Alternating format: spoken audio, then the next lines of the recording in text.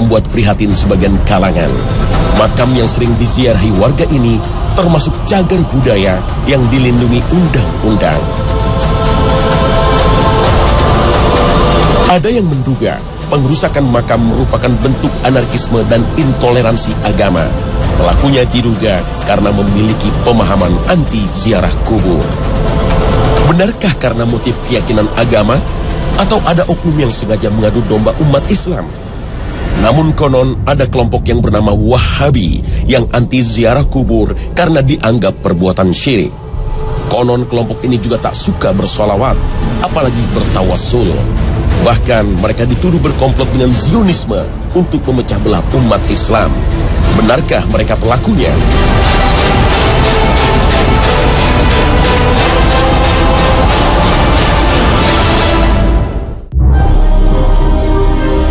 Assalamualaikum warahmatullahi wabarakatuh. Pemirsa Khazanah Trans 7, semoga pagi ini kita berada dalam lindungan dan hidayah Allah Ta'ala. Khazanah, ensiklopedia Islam dunia, kembali menyapa pemirsa untuk saling berwasiat dalam kebenaran dan kesabaran. Mungkin tidak semua orang faham apa yang dimaksud Wahabi. Istilah Wahabi selalu disematkan kepada pemahaman para ulama Saudi, padahal mereka sendiri tidak pernah menamakan diri mereka sebagai kaum Wahabi. Berbahayakah Wahabi bagi umat Islam Indonesia? Kalau kita lihat, begitu banyak ulama Saudi yang hadir di tengah-tengah umat untuk memberi tausiah. Dan kita begitu menghormatinya, bahkan fatwa mereka sering dijadikan rujukan. Apakah karena berbeda faham, misalnya soal tawasul kepada ahli kubur, ngalap berkah pada para wali, atau berbagai tradisi seperti tahlilan, yasinan, atau mauludan, dikelompokkan sebagai Wahabi? Wahabi selalu dituduh tidak toleran dengan masalah khilafiyah karena pemahamannya terhadap firman Allah Ta'ala. وَأَنَّ هَذَا صِرَاطِي مُتَّبِعُوهُ وَلَا تَتَّبِعُوا السُّبُلَ فَتَفَرَّقَ بِكُمْ عَنْ سَبِيلِهِ ذَلِكُمْ وَصَّاكُمْ بِهِ لَعَلَّكُمْ تَتَّقُونَ. Tidak cukup itu, berbagai cerita menyeramkan beredar luas, misalnya menuduh Wahabi disamakan dengan Zionis. Isu ini pun dikhawatirkan akan membingungkan umat dan merusak ukhuwah Islamiyah. Untuk menguak kebenaran tentang Wahabi, mari kita simak berbagai versi sejarah yang melacak asal-muasal Wahabi. Wahabi dinisbatkan kepada seorang ulama asal Najd, Muhammad bin Abdul Wahhab, yang dalam dakwahnya mendapat dukungan dari pendiri kerajaan Arab Saudi, Abdul Aziz bin Saud. Namun hingga kini, sejarah Wahabi memicu banyak kontroversi dan penuh dengan stigma negatif. Seorang sejarawan, Ahmad Mansur Suryanegara, dalam bukunya Api Sejarah misalnya, mengkaitkan Wahabi dengan imperialisme dan kolonialisme Barat terhadap dunia Islam. Abdul Aziz bin Saud bersama Muhammad bin Abdul Wahhab berkolaborasi dengan kerajaan Protestan Anglikan Inggris untuk menggulingkan Raja Hussein dan putranya Raja Ali yang mengangkat dirinya sebagai khalifah setelah Sultan Turki Utsmani Abdul Majid diturunkan pada 3 Maret 1924. Raja Hussein mengklaim batas wilayah Arabia meliputi Palestina dan Syria sebagai wilayahnya. Sementara kerajaan Protestan Anglikan Inggris memilih mendukung Abdul Aziz bin Saud sebagai penguasa Saudi karena tidak mengklaim Palestina dan Syria sebagai wilayahnya, hingga memungkinkan berdirinya negara Israel sesudah Perang Dunia Kedua. Karena itulah, menurut buku ini, kerajaan Saudi dianggap sebagai pemberontak terhadap kekhalifahan Turki Utsmani. Pada tahun 1962, dirilis sebuah film berjudul Lawrence of Arabia yang menceritakan kisah seorang letnan dari pasukan Inggris, Thomas Edward Lawrence, yang berperan di balik berdirinya kerajaan Arab Saudi. Film yang konon diambil dari kisah nyata ini memicu kontroversi karena Lawrence membantu klan Saud untuk memerangi Khalifah Turki Utsmani dan mendirikan kerajaan Arab Saudi. Menurut sejarawan Inggris Martin Gilbert, Lawrence adalah seorang agen Zionis seperti dikutip Jerusalem Post edisi 22 Februari 2007. Sejarah pun mencatat runtuhnya kekhalifahan Turki Utsmani akibat infiltrasi Zionisme setelah Sultan Mahmud II menolak keinginan Theodor Herzl untuk menyerahkan Palestina ke bangsa Yahudi. Teori ini seolah-olah mendapat pembenaran jika kita lihat kerajaan Arab Saudi menjadi teman dekat Amerika Serikat. Apalagi dalam sebuah memoir seorang mata-mata Inggris yang berjudul Hamfer, The British Spy to Middle East, menyebutkan bahwa Inggris telah merekayasa Muhammad bin Abdul Wahab sebagai imam dan pendiri gerakan Wahabi. Hamper berpura-pura menjadi seorang muslim dan berganti nama menjadi Muhammad. Ia mengaku sebagai ideolog dan gurunya Muhammad bin Abdul Wahab. Kisah ini ditulis juga oleh Abdullah Muhammad Sindi, seorang profesor hubungan internasional berkebangsaan Saudi Amerika, yang menulis artikel bertajuk Britain and the Rise of Wahhabism and the House of Saud. Menurut Profesor Sindi, Hamper telah memberi Abdul Wahab uang dan hadiah-hadiah lainnya, mencuci otaknya dengan meyakinkannya bahwa orang-orang Islam mesti dibunuh karena mereka telah melakukan penyimpangan yang berbahaya. Kaum muslim telah keluar dari prinsip-prinsip Islam yang mendasar. Mereka semua telah melakukan perbuatan-perbuatan bid'ah dan syirik. Hamper juga membuat sebuah mimpi liar dan mengatakan bahwa dia bermimpi Nabi Muhammad SAW mencium kening Abdul Wahab. Berdasarkan versi ini, Abdul Wahab menjadi terobsesi dan merasa bertanggung jawab untuk melahirkan suatu aliran baru di dalam Islam yang bertujuan memurnikan dan mereformasi Islam. Aliran ini lalu menyerang dan memberantas semua adat kebiasaan buruk masyarakat Arab. Menurut Wahabi, orang yang menyembah selain Allah Subhanahu wa Ta'ala telah musyrik dan boleh dibunuh. Wahabi pun dipandang sebagai salah satu aliran yang menumbuhkan benih-benih radikalisme dalam Islam. Benarkah semua tuduhan ini? Tunggu dulu, kita jangan terlalu percaya, karena sejarah bisa saja sebuah fakta yang direkayasa untuk kepentingan politik dan kekuasaan. Jangan-jangan ini sebuah konspirasi untuk memecah belah umat dengan cara menciptakan Wahabi sebagai musuh umat Islam. Mari kita simak sejarah versi lain. Wahabi selalu diidentikan dengan kelompok teroris, padahal Al-Qaeda yang dituduh kelompok ekstrim justru bermusuhan dengan pemerintah Saudi. Para ulama Saudi yang dituduh Wahabi sesungguhnya ulama yang mengikuti prinsip salafus soleh, antara lain melarang umat Islam berunjuk rasa, apalagi memberontak kepada penguasa muslim. Sejarah Wahabi dalam versi lain banyak diteliti oleh para ilmuwan seperti Hanif James Oliver dan Nathanael DeLong Bass dari Georgetown University, Amerika Serikat. Istilah Wahabi bukan dinisbatkan kepada Muhammad bin Abdul Wahab, tetapi kepada Abdul Wahab bin Abdurrahman bin Rustum yang wafat pada tahun 2011 Hijriah. Sedangkan Muhammad bin Abdul Wahab lahir pada tahun 1151 Hijriah. Kelompok ini begitu ekstrim terhadap para ulama ahli sunnah yang ajarannya banyak menyimpang. Isu Wahabi sengaja digulirkan oleh para imperialis seperti Inggris dan Perancis. Bahkan di Indonesia, Imam Bonjol yang mengobarkan perang Padri dituduh sebagai Wahabi karena dakwahnya membongkar kebiasaan kaum adat. Karena itulah Wahabi diisukan sebagai kelompok sesat. Kalau begitu, siapa sesungguhnya Muhammad bin Abdul Wahab?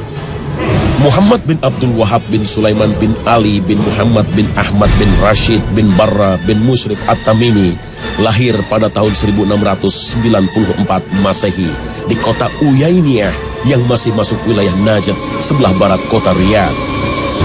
Beliau banyak belajar fikih mazhab Hambali dan sangat tertarik mempelajari kitab-kitab Syekhul Islam Ibnu Taimiyah dan muridnya Ibnul Qayyim rahimahullah. Di Madinah, beliau berguru kepada Asy-Syaikh Abdullah bin Ibrahim bin Saif An-Najdi dan Asy-Syaikh Muhammad Hayah bin Ibrahim As-Sindi. Dalam dakwahnya, Muhammad bin Abdul Wahab sangat mementingkan masalah akidah yang lurus untuk membebaskan umat Islam dari syirik, bid'ah, dan khurafat.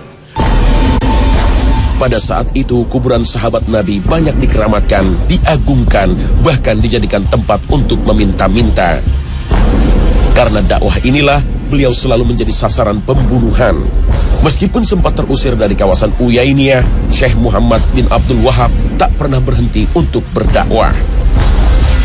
Pada masa itu, pada abad 12 Hijriah atau abad 17 Masehi, kehidupan politik di Jazirah Arab berada dalam kekacauan. Perebutan kekuasaan sering terjadi di antara para kabilah, sementara kekuasaan Khalifah Turki Utsmani makin melemah setelah Perang Dunia Kedua. Para penguasa yang hidup saat itu menindas rakyat dengan upeti. Karena itulah mereka sangat terganggu dengan dakwah ulama yang berani dan lurus, termasuk yang dilakukan Syekh Muhammad bin Abdul Wahab. Dari sisi agama, kehidupan umat Islam banyak yang menyimpang dari ajaran Islam. Merebaknya praktek kesyirikan menjadi tantangan yang berat bagi para ulama. Beruntung, dakwah Muhammad bin Abdul Wahab mendapat dukungan Abdul Aziz bin Saud, pendiri kerajaan Saudi, hingga mampu memberantas kesyirikan dan menegakkan ajaran tauhid. Namun di sisi lain, ada penyeragaman pemahaman keagamaan, baik dari sisi akidah maupun fikih yang hanya mengikuti mazhab Hambali. Karena itulah memicu resistensi dari sebagian ulama yang berbeda faham. Fitnah atau bencana yang menimpa umat Islam sudah diisyaratkan oleh Rasulullah SAW dari Abdullah bin Umar. Nabi berdiri di samping mimbar dan bersabda, "Fitnah di sini dari arah munculnya tanduk setan atau tanduk matahari." Hadis riwayat Bukhari Muslim.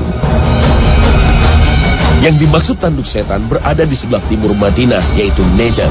Secara bahasa, Najd adalah dataran tinggi, yaitu kawasan yang berada di Irak dan sekitarnya.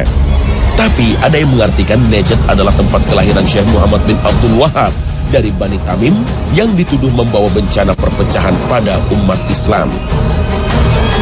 Namun sejatinya dalam berbagai hadis Rasulullah SAW menyatakan bahwa Bani Tamim merupakan keturunan Nabi Ismail yang dicintai oleh Rasulullah.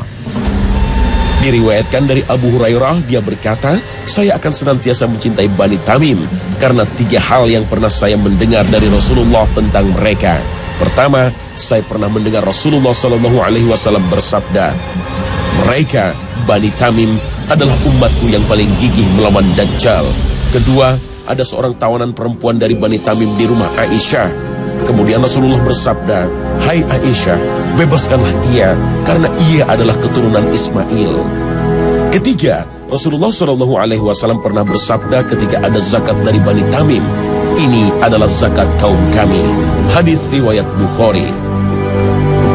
Namun, dalam hadis lain Rasulullah juga menyatakan dari kalangan Bani Tamim akan muncul kelompok yang membawa bencana bagi umat Islam.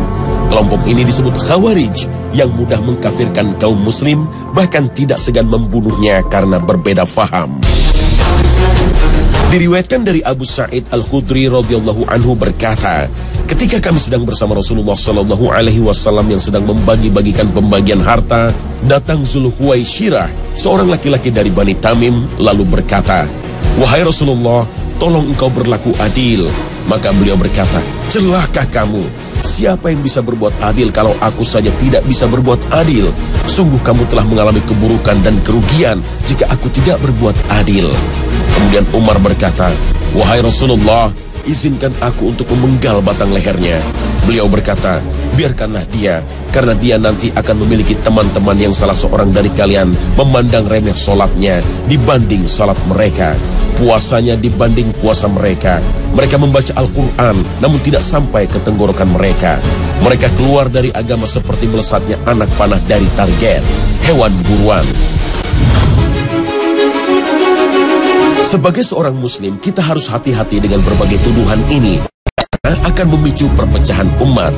Allah Ta'ala berfirman, "Ya ayyuhalladzina amanu in ja'akum fasiqun binaba'in فتبينوا أن تصيبوا قوما بجهالة فتصبحوا نادمين. Untuk Untuk memahami pemikiran Syekh Muhammad bin Abdul Wahab tidaklah sulit. Berbagai buku karyanya bisa dijadikan rujukan hingga kita tidak mudah terbawa isu negatif. Syekh Muhammad bin Abdul yang berada di atas makam Rasulullah. Menjadikan makhluk sebagai perantara doa kepada Allah atau disebut tawassul menjadi perdebatan di antara para ulama. Sayyid Muhammad Alwi Al-Maliki, seorang ulama ahlus sunnah yang menjadi guru para ulama Indonesia, menulis sebuah buku Mafahim Yajib At-Tusohah, antara lain mengutip pendapat Syekh Muhammad bin Abdul Wahab tentang kontroversi tawassul. Sebagian membolehkan tawassul kepada orang-orang soleh, dan sebagian lagi mengkhususkan hanya kepada Nabi Muhammad SAW, dan kebanyakan ulama melarang hal itu dan memakruhkannya. Meskipun yang benar menurut kami adalah pendapat jumhur, yaitu bahwa hal itu makruh. Oleh karena itu, kami tidak mengecam terhadap orang yang melakukannya, dan tidak ada kecaman terhadap masalah-masalah ijtihad. Akan tetapi kecaman kami adalah terhadap orang-orang yang memohon kepada makhluk lebih besar daripada memohon kepada Allah Subhanahu wa Ta'ala. Fatwa ini pernah dipublikasikan oleh Universitas Imam Muhammad bin Saud Al-Islamiyah dalam Pekan Syekh Muhammad bin Abdul Wahab. Dalam fatwanya, Syekh Muhammad bin Abdul Wahab juga menjelaskan dirinya tidak mengkafirkan seorang pun dari kalangan muslim yang melakukan dosa, sebagaimana yang dilakukan kaum Khawarij. Beliau juga berpendapat wajib taat kepada para pemimpin muslim, baik yang bertindak adil maupun zalim, selama mereka tidak menyuruh kepada perbuatan maksiat. Inilah yang menjadi keyakinan jumhur ulama Ahlus Sunnah wal Jamaah. Bantahan terhadap berbagai fitnah ini juga pernah disampaikan oleh Raja Abdul Aziz dalam pidatonya di hadapan jamaah haji pada 11 Mei 1929, seperti ditulis dalam buku Al-Wajiz fi Sirah Malik Abdul Aziz. Mereka menamakan kami sebagai orang-orang Wahabi. Mereka menamakan mazhab kami Wahabi dengan anggapan sebagai mazhab khusus. Ini adalah kesalahan yang amat keji, muncul dari isu-isu bohong yang disebarkan oleh orang-orang yang mempunyai tujuan tertentu. Dan kami bukanlah pengikut mazhab dan akidah baru. Muhammad bin Abdul Wahab tidak membawa sesuatu yang baru.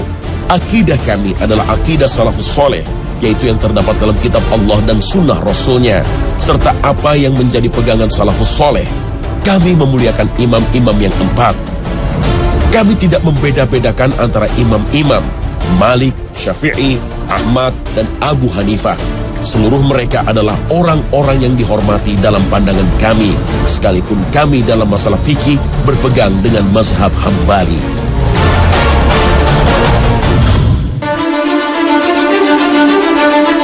Istilah Wahabi bukanlah hal baru.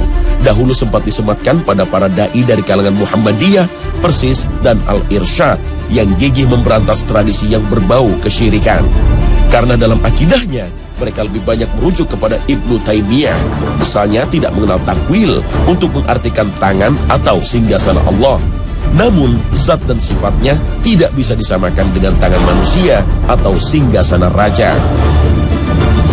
Gerakan Muhammadiyah, Persis, dan Al-Irsyad banyak terinspirasi dengan doktrin Muhammad Abduh yang menyuarakan gerakan tajdid atau pembaharuan Islam. Muhammad Abduh mengajak umat Islam meninggalkan praktek tarekat dan tidak lagi terikat dalam pendapat imam mazhab. Kemudian umat Islam harus merumuskan kembali doktrin Islam sesuai dengan perkembangan zaman. Gagasan ini mendapat penolakan dari Hadratus Syekh Hashim Asy'ari, pendiri Nahdlatul Ulama. Untuk memahami Al-Quran dan Sunnah Nabi tidak mungkin utuh tanpa mempelajari pendapat para ulama salaf, terutama para imam mazhab. Hashim Asy'ari pun berpendapat tidak semua tradisi keagamaan dianggap menyimpang dari syariat Islam. Perbedaan faham ini sempat menyulut konflik sosial. Namun, seiring makin bijaknya para ulama, mereka tidak lagi mempersoalkan masalah khilafiyah. Jika masih ada da'i-da'i yang bersikap ekstrim, sudah selayaknya kita menasihatinya dengan bijaksana, bukan melawannya dengan berbagai tuduhan keji. Doktrin Kiai Hashim Asy'ari sebenarnya seirama dengan pemahaman kaum salaf yang berusaha memahami ajaran Islam dengan merujuk pada Al-Quran dan Sunnah, berdasarkan pemahaman salafus sholih, yaitu 3 generasi awal, para sahabat, tabi'in, dan tabi'ut tabi'in, sebagaimana sabda Nabi bahwa mereka adalah generasi terbaik. Namun gerakan salaf yang berkembang di Indonesia mendapat stigma negatif sebagai kaum Wahabi. Mereka dituduh tidak bisa berkompromi dengan masalah bid'ah dan tradisi keagamaan yang tidak pernah dicontohkan oleh generasi salafus soleh. Baik kaum Salafi, Nahdlatul Ulama, Muhammadiyah ataupun Persis sejatinya mengaku sebagai kaum Sunni atau Ahlus Sunnah wal Jamaah. Menurut Imam Ibnu Jauzi, tidak diragukan lagi orang yang mengikuti sunnah Rasulullah SAW dan para sahabatnya adalah Ahlus Sunnah. Sedangkan yang dimaksud wal Jamaah adalah mereka yang bersatu di atas kebenaran dengan mengikuti pemahaman para sahabat, tabi'in, dan orang-orang yang mengikuti mereka. Perbedaan faham di antara para ulama tidak seharusnya merusak ukhuwah Islamiyah. Imam Malik rahimahullah berkata, percekcokan dan perdebatan dalam ilmu itu menghilangkan cahaya ilmu dari hati seorang hamba.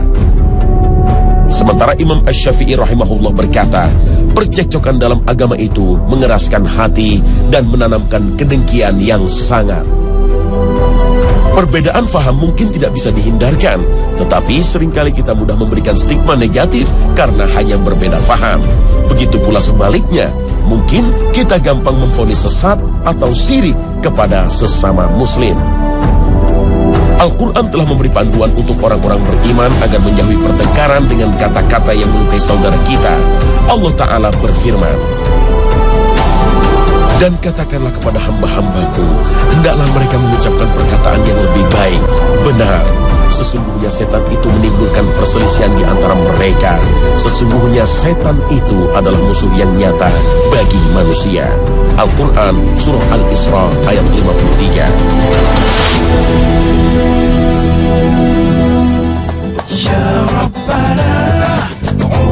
Pemirsa Khazanah, episode Wahabi ini mudah-mudahan makin memperkokoh ukhuwah Islamiyah dan kita semakin arif menghadapi berbagai perbedaan faham. Perbedaan pendapat para ulama sejatinya makin memperkaya Khazanah, menemukan kebenaran yang bersumber dari Al-Quran dan Sunnah Nabi, dan kita tidak lagi terikat dalam fanatisme yang membahayakan persatuan umat. Terima kasih atas perhatian Anda, dan wassalamualaikum warahmatullahi wabarakatuh.